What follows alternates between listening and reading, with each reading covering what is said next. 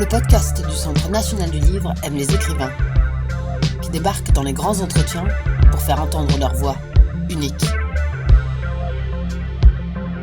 Au programme Chemin de traverse, écriture qui bouleverse. Écoutons les pensées, sages, énervées, extatiques, et laissons-nous bousculer pour ne plus revenir à l'identique.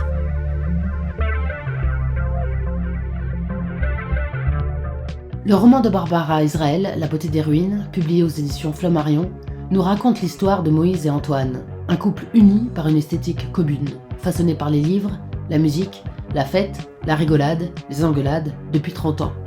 Sauf que Paris ne résonne plus comme une fête chez Antoine. Le temps fait son œuvre, ils vieillissent. Aussi, c'est quoi vieillir ? Que reste-t-il du cœur battant de la jeunesse, des idéaux ? Et peut-on rester soi-même à 50 ans ? À la faveur d'un ami qui refait surface après 20 ans, installé depuis en Grèce, un mot, comme un sésame, Athènes, leur murmure la promesse d'un exil poétique. Le grand entretien avec Barbara Israël, c'est maintenant. L'inanité des choses est une réflexion qui revient souvent dans votre livre, comme si c'était le point de départ de votre pèlerinage littéraire. Oui, alors l'inanité des choses, pourquoi ça me séduit ? C'est pas, ça m'a séduit parce que ça répondait à un sentiment originel que j'ai presque depuis l'enfance. Cette idée que rien n'est rien, et puis à la fois je dois combiner cette idée avec l'idée de vanité. C'est pour ça aussi que j'ai écrit ce roman. L'idée de qui fraye avec l'idée de vanité et qui la contredit. Parce que si on a le sentiment de l'inanité des choses, on devrait pas faire grossir cette vanité en nous et la faire exploser, et qu'elle nous rende aussi, qu'elle nous domine et qu'elle nous rende malheureux.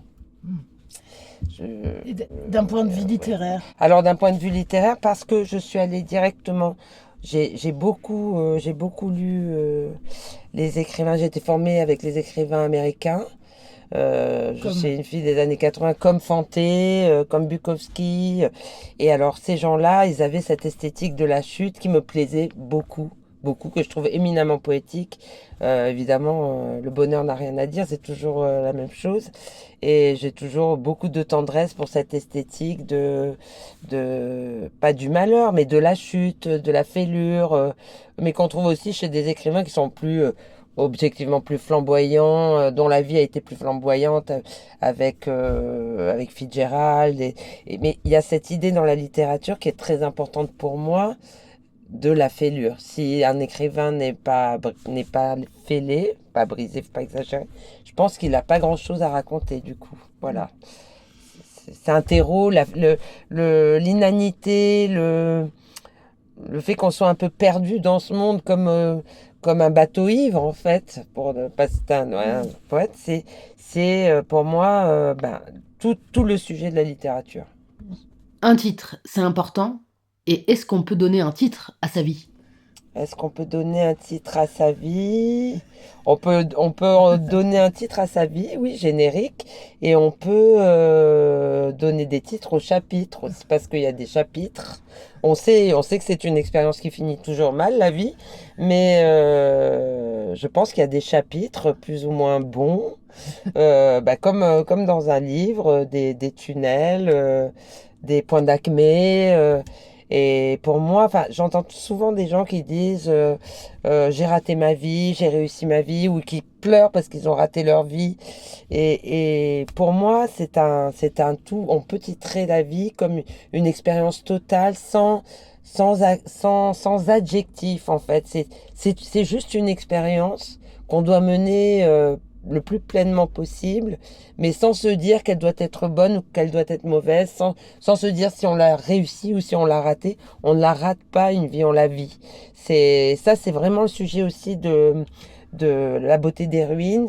C'est qu'ils sont très malheureux au début, oui, quand ils font de leur vie, ils n'ont pas vu, ils se sentent piégés par le temps, ce qui les désunit, parce que comme ils avaient fictionnalisé leur vie, en fait, ils n'ont pas vu le temps passer, comme ils n'ont pas eu d'enfants. Ils n'ont pas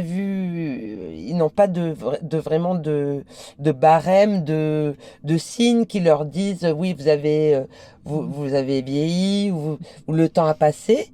Et tout d'un coup, il y a une bulle qui éclate, leur bulle de fiction qui qui éclate et ils se retrouvent un peu perdus, piégés par le temps et désunis aussi par ça parce que chacun veut s'en sortir, essaye de se réinventer et puis bon, après la suite on voit qu'Athènes ils vont trouver autre chose. C'est la vie elle-même. Voilà, pour en revenir à ça, c'est que en fait la beauté des ruines c'est quoi? C'est de se dire que il ne faut pas...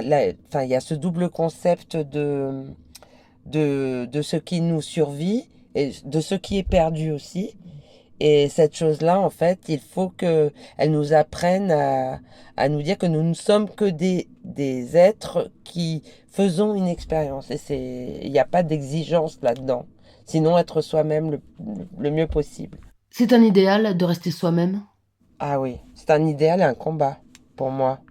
Mais rester soi-même, ça veut dire aussi se réinventer, hein. Mais ne pas se trahir pour une quelconque société ou des dictates ou la famille. La famille est la première société qui nous impose quelque chose, l'école. Enfin, on a tellement de combats à mener pour finalement faire surgir ce que nous sommes, alors que tout nous contraint à être autre chose. Que oui, bien sûr,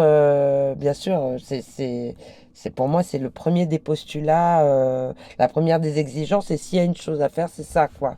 Mais et à la fois, les gens qui nous contraignent nous obligent à leur dire non. Et ce non fait ce que nous sommes aussi. Et beaucoup de mes personnages dans La beauté des ruines et qu'on connaissait déjà dans Pop Art disent non. Commencent par dire non. Et ce non, c'est un oui qu'ils se disent à eux-mêmes, en fait. Qui leur permet de se réinventer tout en Ouais, restant eux-mêmes. d'accoucher d'eux-mêmes. Et ça, ce nom leur permet d'accoucher d'eux-mêmes. Parce que s'il n'y a pas de résistance, je pense qu'il n'y a pas de réinvention, il n'y a pas d'émulation de soi. Ça nous pousse, en fait, quelque part, c'est ce carcan qui est comme une prison au départ, hein, pour nous. Enfin, pour certains d'entre nous, je sais pas, hein, il y a des gens qui s'adaptent, on cherche une voie de sortie. Donc, la voie de sortie, c'est la liberté d'être soi. Cette voie de sortie se fait avec la tribu, vous l'évoquez de nombreuses fois. La tribu qui a une esthétique commune, qui est le témoin d'une époque et qui constitue une terre d'asile. Pourtant, il faut la fuir. Il y a une double exigence parce que, en fait, le personnage principal, Moïse, cette fille qui naît en province dans les années 70, mais qui est adolescente dans les années 80, est atypique, connaît une bande, ils sont tous un peu, alors il y a des homos, enfin, il y a toutes sortes de gens qui, finalement, ce groupe fait famille et ça leur permet d'exister dans un monde qui ne les veut pas, qui les rejette. Donc la tribu est importante parce que elle leur permet aussi de pouvoir tenir debout dans un monde qui veut les casser leur particularité, leur singularité. Donc oui, c'est très important. Et puis à la fois, c'est inspirant.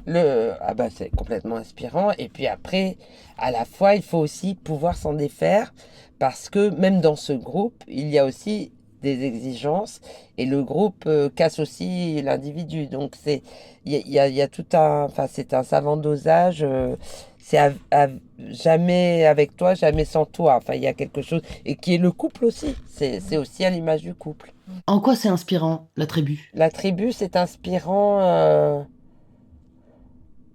parce que ce sont une agrégation, c'est une agrégation d'individualité et de caractère. Donc c'est folklore, c'est comme la famille dans les films italiens, c'est folklore, c'est à la fois c'est un boulet et à la fois c'est hyper folklorique et c'est inspirant parce que on voit l'idiosyncrasie de chacun, ce qu'on ne connaît pas des autres, ce qu'on perçoit peu à peu dans la sensation, dans les signes. Je pense que moi, en tant qu'auteur et en tant que, même en tant que femme et en tant que ce que j'étais, en tant qu'individu, d'être humain, si j'avais pas eu ma tribu de jeunesse, ma première tribu, il y en a eu beaucoup, je pense que j'aurais été très très malheureuse, quoi. Dès qu'il y a des gens, il y a des histoires, c'est ça qui est chouette. Et moi, j'adore les histoires, j'adore les romans, et j'adore les histoires, j'adore les écrire, j'adore les lire. Donc des histoires mauvaises, des bonnes histoires. Voilà, c'est très inspirant pour moi, la tribu. Ouais. Vous auriez choisi qui pour réaliser le film de votre vie?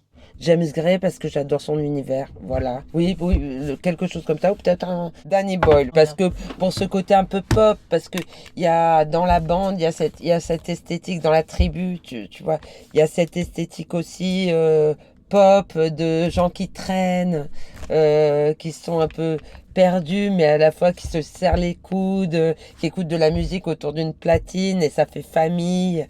Oui, il y a beaucoup de tribus il y a de la tribu autour de la littérature, il y a la tribu Voilà, c'est autour ça. de la musique, il y a la tribu, j'en parle d'ailleurs parce que le personnage, en fait, il arrive à s'affirmer, Moïse, elle arrive à s'affirmer parce qu'elle connaît tout ce milieu homo dans des boîtes de nuit et elle les appelle les combattants du dance floor parce que c'est vrai que c'est ça, c'était ça à l'époque, c'était s'affirmer, se battre, chacun dans son domaine, mais finalement c'était la même chose, c'était accepter nous comme nous sommes.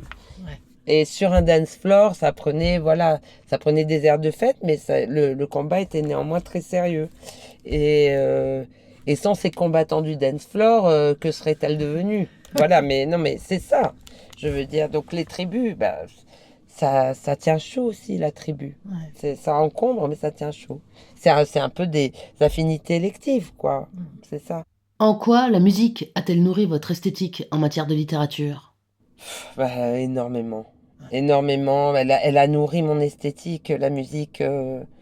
Bah, bah, je- avec d'abord non, ma supra-idole, Morrissey, enfin, avec The Smiths, son songwriting, pour moi, ses références, la façon dont il écrivait et la guitare de Johnny Ma avec, c'était doux amer. C'est exactement en fait ce que j'essaie de faire dans mes livres.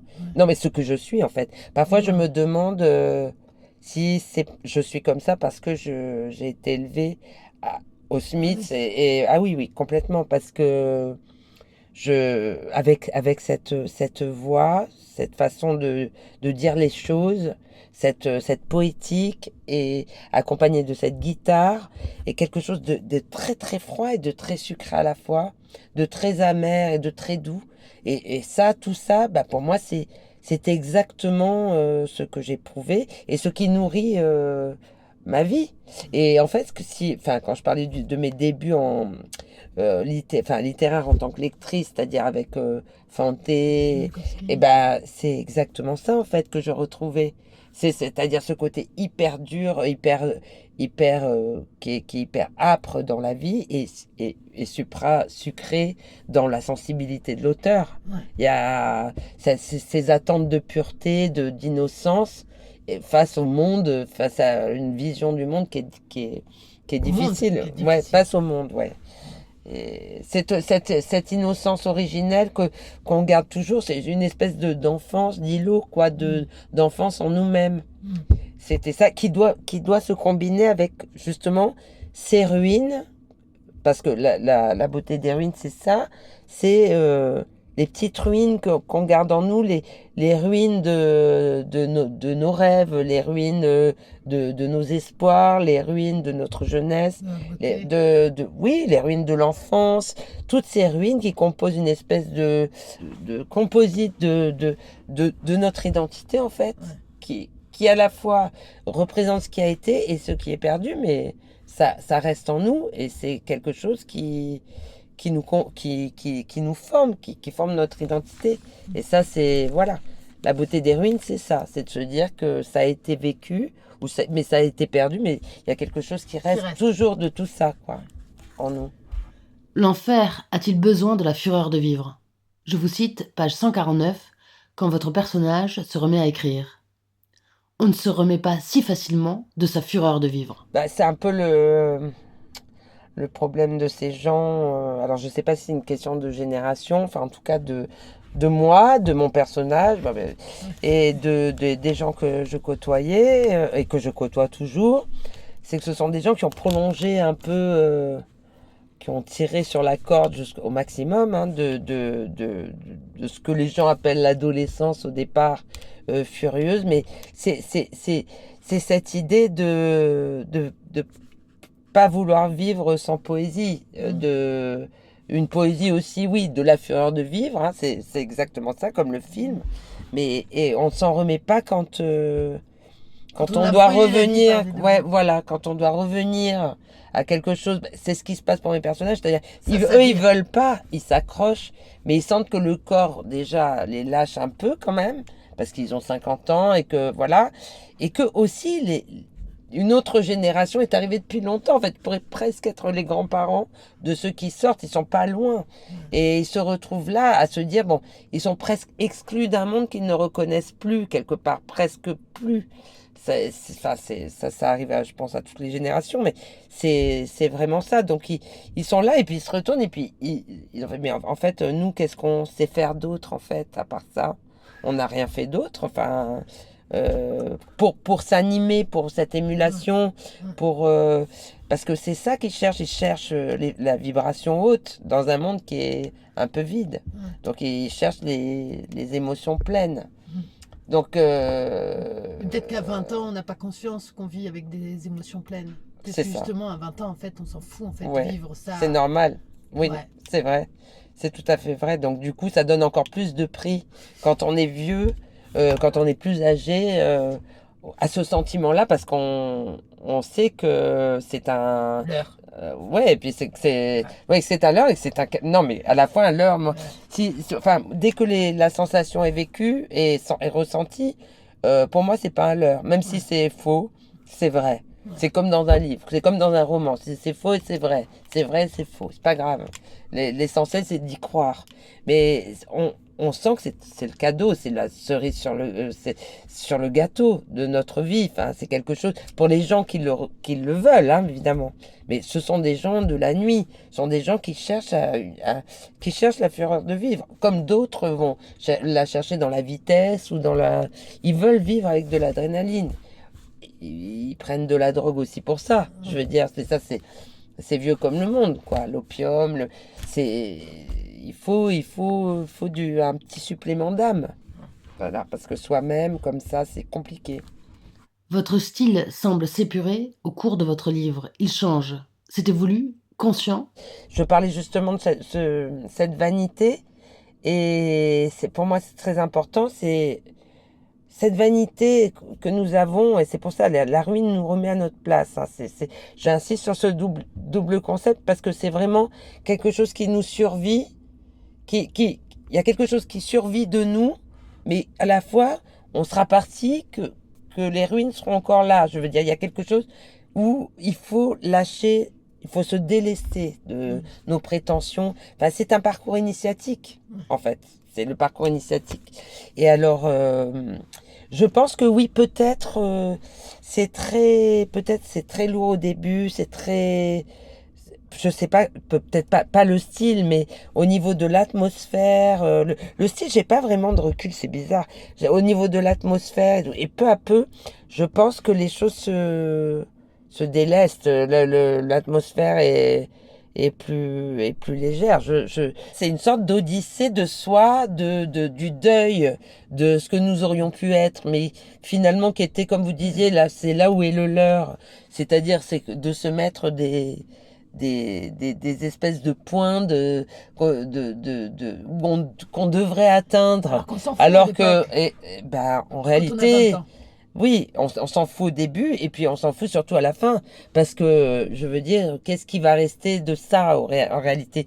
La clé, c'est l'instant présent. Et je pense que le fait ce personnage arrive à Athènes, comprenne dans une espèce de lieu qui est difficile, qui est âpre, parce que ils ont vécu tout ce qu'ils ont vécu, les crises, et qu'elle voit chez eux, et qu'elle voit chez eux cette jouissance du moment présent, de l'instant présent, et il n'y a pas du kairos, quoi, c'est vraiment l'idée du kairos, c'est de saisir là, et donc elle comprend que, enfin, c'est la seule chose à faire en réalité, c'est de ni regarder derrière, ni attendre devant.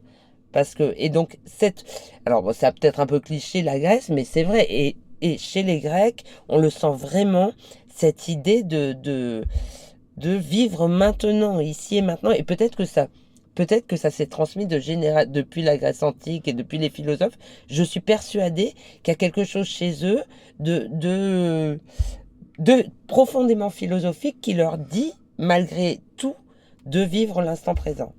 Et c'est ça qu'elle comprend, c'est que peu à peu, elle se décharge aussi, tous. Et en fait, ils sont tous là, parce qu'on les prend au début, ils sont vraiment... ils sont, oh, mais ça y est, on a vieilli, ça y est, c'est fini, mais qu'est-ce qu'on va devenir? Mais à se poser des questions un peu ineptes, parce que c'est pas comme si ils avaient vraiment le choix. Et donc, ils s'empoisonnent un peu la vie à se poser des questions qui n'ont pas lieu d'être en réalité. Bon, ce sont des questions que tout le monde se pose. Mais cet apprentissage-là, c'est juste se dire, voilà, c'est un passage, c'est un chapitre. Il y a eu beaucoup de chapitres, il y en a d'autres. Et on connaît la fin, un livre dont on connaît la fin. Mais si on est là à juste saisir l'instant présent, on n'est plus dans l'interrogation de ce que ça va advenir ou ce qui s'est passé. Et ça, c'est important, parce qu'on est dans la jouissance pleine. Et c'est ce que la Grèce lui apprend. Vous vous sentez comment après l'écriture de ce livre? Je crois que j'ai fait cette odyssée avec elle. Alors évidemment, hein, je suis encore empoisonnée par des questions débiles de vanité, évidemment. Hein, mais je pense que il y a quelque chose Vous êtes différente? qui a grandi aussi. Elle grandit. Oui, parce que il y a un événement qui survient pour ces deux personnages qui étaient là à se bouffer le bec sur oui, mais toi tu fais ça, et toi tu fais ça, et toi tu fais ça, un peu le couple dans toute sa splendeur. Et puis il y a quelque chose qui survient, qui leur montre que qu'est-ce qui est important au final. C'est un peu de la philosophie de comptoir, mais c'est pas vrai. En fait, non, c'est la vraie philosophie, c'est mais la vie elle-même, en fait, et qu'ils aient besoin de se voir à un moment crucial où ils peuvent être séparés pour toujours. Ils prennent conscience du truc, parce qu'en fait, ce sont des enfants gâtés dans un monde pourri qui apprennent à vivre de la meilleure façon, c'est-à-dire à penser contre soi, à se réinventer, mais tout en étant soi-même, et à abandonner sa vanité. Si vous croisiez Morisset à Athènes, vous lui diriez quoi? Je lui dirais, what difference does it make? Non, oui, je lui dirais ça. Non, mais je ne veux pas le croiser. Je l'ai déjà croisé, je l'ai déjà frôlé. Je suis pas pour croiser les gens Les idoles. Ouais, non, pas du tout. Je pense qu'elles sont bien là où elles sont. Pareil. L'imaginaire suffit. Ouais, oui.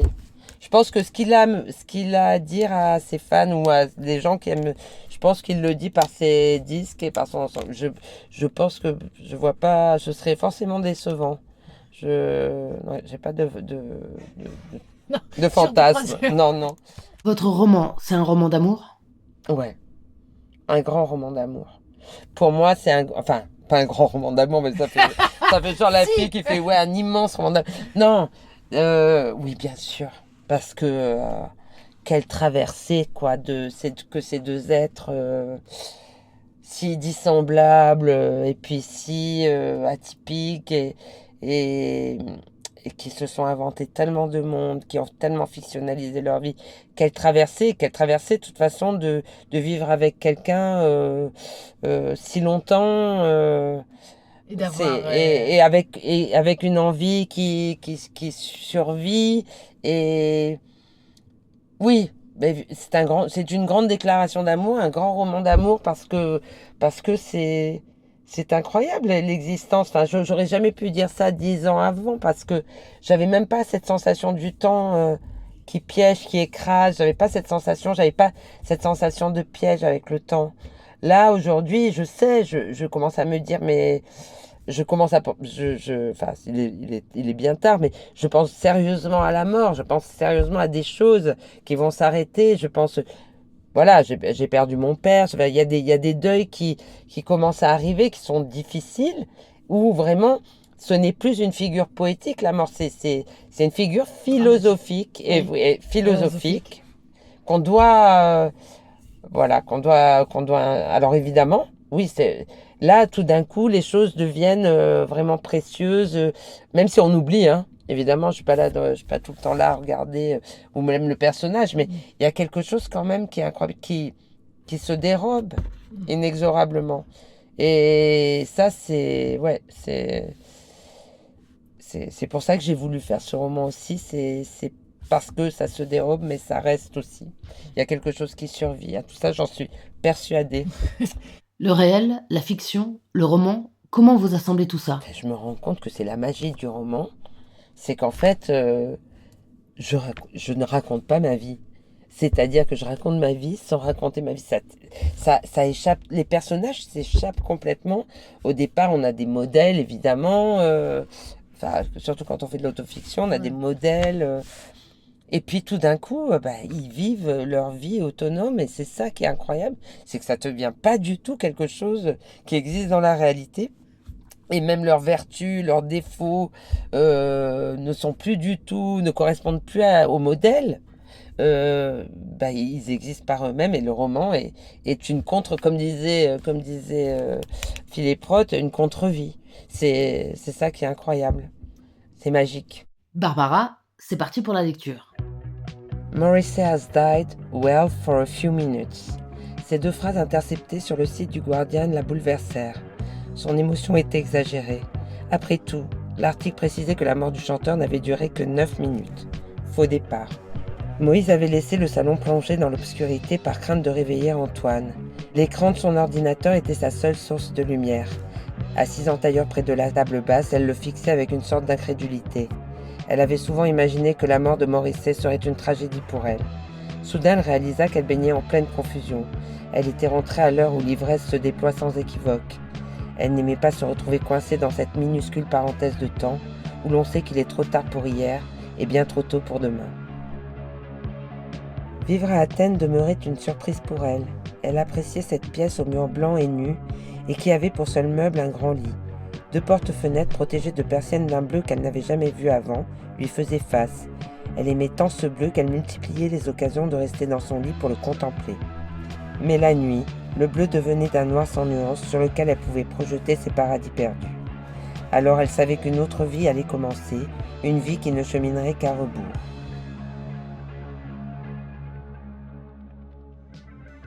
Il s'agit du 5e roman de Barbara Israël, qui répond à Pop Art, publié chez Flammarion en 2007. S'en suivent Miss Saturne en 2009, Nos vies rêvées en 2012 et Sans salopard en 2017.